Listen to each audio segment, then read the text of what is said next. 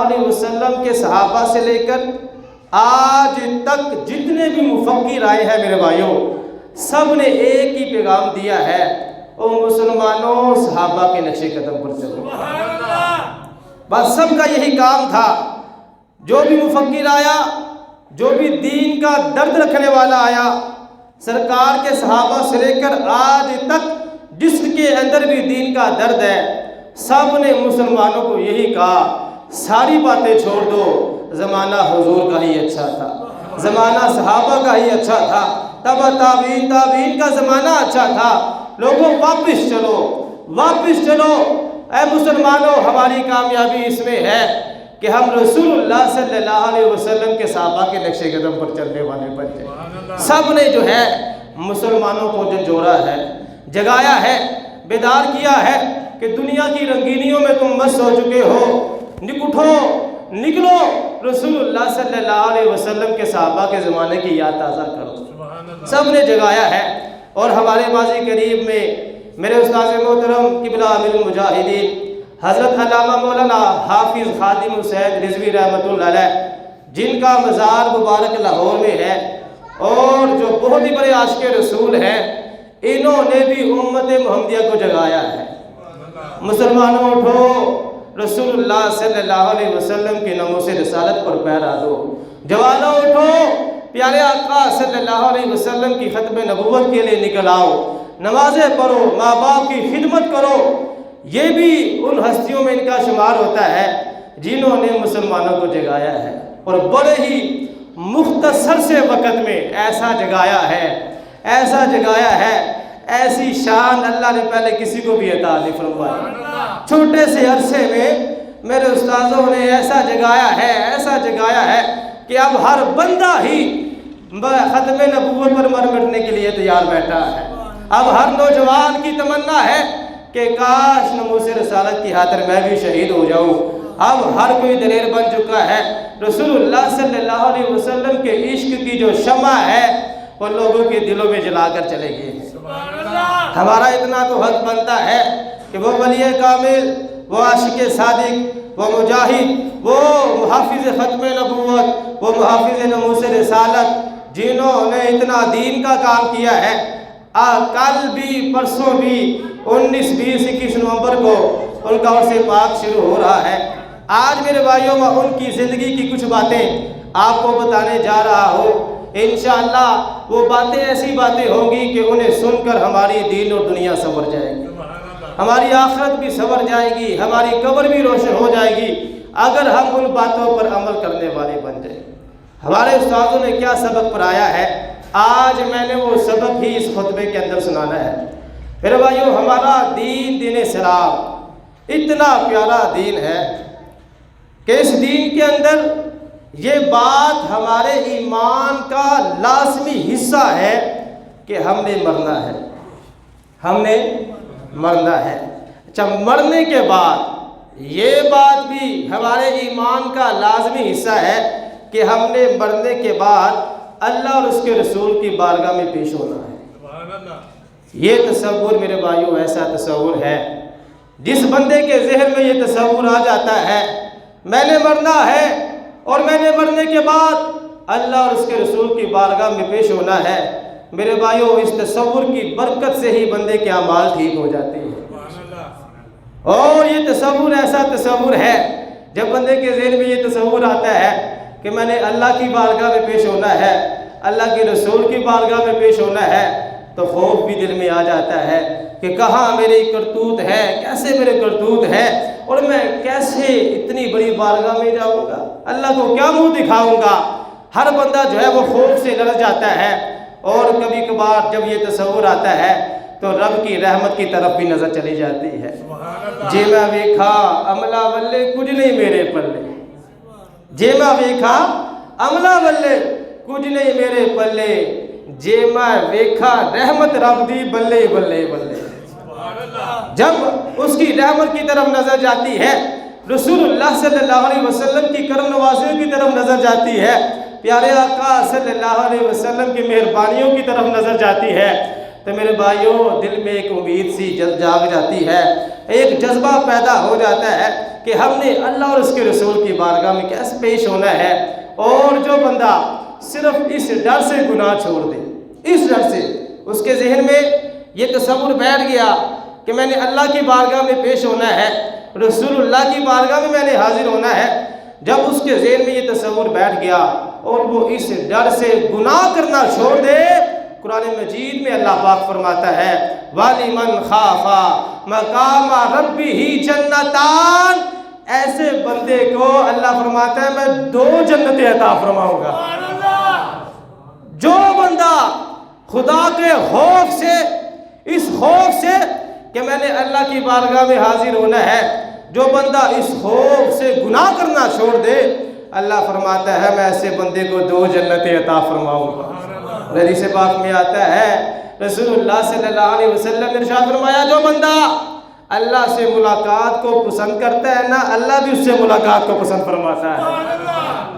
اللہ بھی اس بندے سے ملاقات کو پسند فرماتا ہے۔ میرے بھائیو، ہمارے بزرگان دین نے مختلف انداز میں اللہ اور اس کے رسول کی بارگاہ میں جو حاضر ہونا ہے نا، اس کو اپنے اپنے انداز میں بیان کیا ہے۔ علامہ اقبال رحمۃ اللہ علیہ کو آپ سب جانتے ہی ہیں۔ علامہ اقبال رحمۃ اللہ علیہ حکیم الامت ہے۔ ایک دن کہتے ہیں اللہ کی بارگاہ میں، کہتے ہیں تو غنی از ہر دو عالم من فقیر، تو غنی از ہر دو عالم من فقیر، روز محشر عذر ہائے من پذیر، گر حسابم رات بینی ناگزیر، از نگاہ مصطفیٰ پنہا بغیر۔ علامہ اقبال رحمۃ اللہ علیہ کہتے ہیں ان کو بھی پتا تھا اللہ کی بارگاہ میں حاضر ہونا ہے، سرکار کی بارگاہ میں حاضر ہونا ہے۔ وہ دعا کرتے ہیں یا اللہ تو بڑا بے نیاز ہے، میں فقیر ہوں، اتنا سا بندہ ہوں، یا اللہ تو بڑا بے نیاز ہے، یا اللہ قیامت والے دن میرے گناہوں کو معاف فرما دینا۔ علامہ اقبال رحمۃ اللہ علیہ نے اپنے ان اشعار کے اندر اللہ کی بارگاہ میں جو حاضری دینی ہے ان کا تذکرہ فرمایا ہے۔ یا اللہ تو بے نیاز ہے، تو مالک و خالق ہے، میں گناہگار فقیر بندہ ہوں، یا اللہ قیامت والے دن جب تیری بارگاہ میں حاضری ہو یا اللہ میری بخشش فرما دینا۔ پھر آگے کیا کہتے ہیں گر حسابم رات بینی ناگزیر، از نگاہ مصطفیٰ پنہا بغیر، یا اللہ اگر محشر والے دن، قیامت والے دن میرا حساب لینا ضروری ہو گیا نا، تو یا اللہ میری یہ دعا ہے سرکار کی نظروں کے سامنے میرا حساب نہ لینا۔ کیا ہی انداز تھا ہمارے بڑوں کا، بزرگان دین کا، کہ میں گناہگار بندہ ہوں، جب سرکار کے سامنے میرا حساب کتاب کھل گیا تو بڑی ہی شرمندگی والی بات ہوگی۔ علامہ اقبال رحمۃ اللہ علیہ دعا کر رہے ہیں یا اللہ چھپ کے حساب کتاب لے لینا۔ پہلی بات کیا کی؟ معافی دے دے یا اللہ، یا اللہ میرے گناہوں کو معاف فرما دے، یا اللہ میری بخشش فرما دے، لیکن اگر حساب لینا ضروری ہو گیا تو میرے نبی کے سامنے حساب نہ لینا۔ یہ ہے ہمارے بزرگان دین میرے بھائیوں، جن کو ہر وقت یہ احساس رہتا تھا ہم نے دنیا کو چھوڑ جانا ہے، ہم نے مرنا ہے، اور ہم نے مرنے کے بعد اللہ اور اس کے رسول کی بارگاہ میں حاضر ہونا ہے۔ حضرت بلال حبشی رضی اللہ تعالیٰ عنہ کا وقت وصال تھا اور آخری آپ کے زندگی کے لمحات تھے، آپ کی بیوی، آپ کی زوجہ رو رہی ہے اور وہ کہتی ہے واہ ویلا واہ ویلا واہ ویلا، روتے روتے کہتی ہے ہائے جدائی کے دن آگے ہے، ہائے جدائی کے دن آگے ہے۔ بیوی رو رہی ہے، شوہر مرنے والا ہے، وقت وصال ہے، بیوی رو رو کے واہ ویلا کا ورد کر رہی ہے، شوہر کہتا ہے واہ فرحا واہ فرحا، شوہر کہتا ہے یہ رونے کا دن نہیں ہے، یہ تو خوشیاں منانے کا دن ہے۔ وہ جو بلال حبشی ہے سرور دی کا پیارا ہے، دنیا کے ہر عاشق کی آنکھوں کا وہ تارا ہے، ظلم ہوئے کتنے ان پر سینے پہ رکھے پتھر، پھر بھی زباں پر جاری رہا لا الہ الا اللہ۔ ہمارے بزرگان دین نے اس بات کو یاد رکھا ہے کہ ہم نے مرنا ہے اور مرنے کے بعد اللہ اور اس کے رسول کی بارگاہ میں پیش ہونا ہے۔ حضرت بلال حبشی اپنی بیوی کو، زوجہ کو کہتے ہیں کہ آج رونے کا دن نہیں ہے، آج افسوس کرنے کا دن نہیں ہے، آج خوشیاں منانے کا دن ہے۔ وجہ یہ ہے کہ آج کے دن مجھے حضور کا دیدار نصیب ہو جائے گا، رسول اللہ صلی اللہ علیہ وسلم کی زیارت نصیب ہوگی، سرکار کے صحابہ کی زیارت نصیب ہوگی۔ اور میری بیگم رونے دھونے والا کام نہیں ہے، آج تو دن ہے خوشیاں منانے کا۔ یہ ہے میرے بھائیوں، ہمارے بزرگان دین کا انداز یہ ہوتا تھا، ہر وقت ان کے دل و دماغ میں یہ احساس ہوتا تھا۔ آج ہمیں بھی ضرورت ہے کہ ہم اس احساس کو اپنے اندر پیدا کریں، اس احساس کو۔ تاجدار بریلی امام عشق و محبت کیا کہتے ہیں؟ کہتے ہیں کاش محشر میں جب ان کی آمد ہو۔ یاد رکھا نا محشر والے دن کو، یاد رکھا کہ ہم نے پیش ہونا ہے، وہاں حاضری ہونی ہے۔ کہتے ہیں کاش محشر میں جب ان کی آمد ہو اور بیچے سب ان کی شوکت پہ لاکھوں سلام، مجھ سے خدمت کے قدسی کہے ہاں رضا، مصطفیٰ جان رحمت پہ لاکھوں سلام۔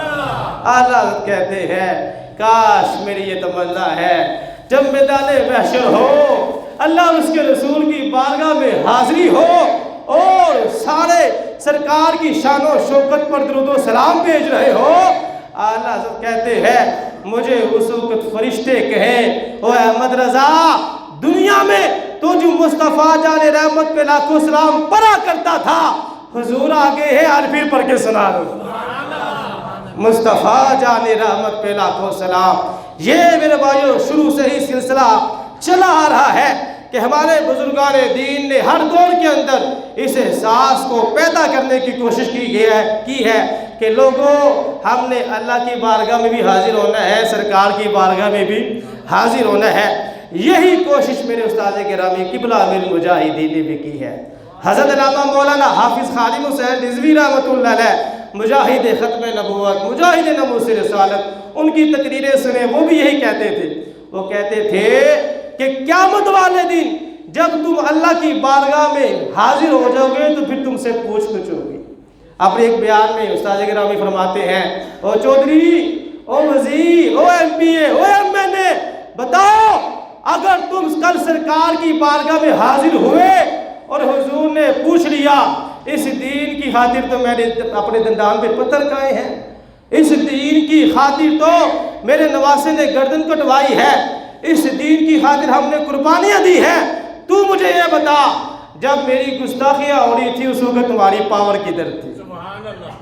انہوں نے بھی امت محمدیہ کو جھنجھوڑا ہے۔ اور مسلمانوں جاگ جاؤ، ہم نے اللہ کی بارگاہ میں بھی حاضر ہونا ہے، رسول اللہ کی بارگاہ میں بھی حاضر ہونا ہے۔ اور کہتے ہیں استاد گرامی کہتے ہیں وہاں پہ اگر حضور نے پوچھ لیا او مالدارو، وہ تمہارے پاس تو بڑا مال تھا، او مالدارو بتاؤ تو صحیح جب صدیق اکبر دین کے لیے سارا مال لے آئے ہیں تم زکوٰۃ بھی نہیں دیتے تھے، تم سے زکوٰۃ بھی نہیں دی جاتی تھی، تمہارا مال سب کچھ تمہارے پاس تھا، او مالدارو اگر حضور نے تم سے قیامت والے دن پوچھ لیا تو کیا جواب دو گے؟ آپ فرماتے ہیں اگر کسی نے قیامت والے دن یہ بہانہ بنایا کہ میں بوڑھا تھا، میری عمر زیادہ ہو گئی تھی، تو رسول اللہ صلی اللہ علیہ وسلم اپنے صحابی حضرت عمر بن مادی کرب کو پیش فرما دیں گے۔ سرکار پوچھیں گے یہ میرا وہ صحابی ہے جو مدینے سے پیدل چل کر 80 سال کی عمر میں جنگ یرموک میں پہنچ گیا تھا، کیا تم اس سے زیادہ برے تھے جو دین کی خاطر کچھ نہ کر سکے؟ اگر تم نے رسول اللہ صلی اللہ علیہ وسلم کی بارگاہ میں حاضر ہونا ہے اور سرکار نے اگر پوچھ لیا تو بتاؤ کیا جواب دو گے؟ آپ فرماتے ہیں جو بندہ یہ بہانے لگائے گا میرے بال بچے تھے، میں تو بس بچوں کی خاطر دین کا کام نہیں کر سکا، میرے استاد گرامی فرماتے ہیں کہ قیامت والے دن اگر رسول اللہ صلی اللہ علیہ وسلم نے امام حسین کے بچوں کو پیش کر دیا تو کیا جواب دو گے؟ رسول اللہ صلی اللہ علیہ وسلم نے اگر پوچھ لیا کیا تمہارے بچے ان بچوں سے زیادہ چھوٹے تھے؟ کیا تمہارے بچے علی اکبر سے زیادہ خوبصورت تھے، زیادہ حسین تھے؟ جب انہوں نے دین کا کام کیا ہے تو پھر تم نے کیوں نہیں دین کا کام کیا؟ یہ وہ سلسلہ تھا میرے بھائیوں جو میں آپ کو بتانا چاہتا ہوں۔ ہمارے اندر یہ احساس وہ پیدا کرتے رہے ہیں، لوگوں باز آ جاؤ، دنیا کی رنگینیوں میں مست ہو، باز آ جاؤ، دین کا کام کرو۔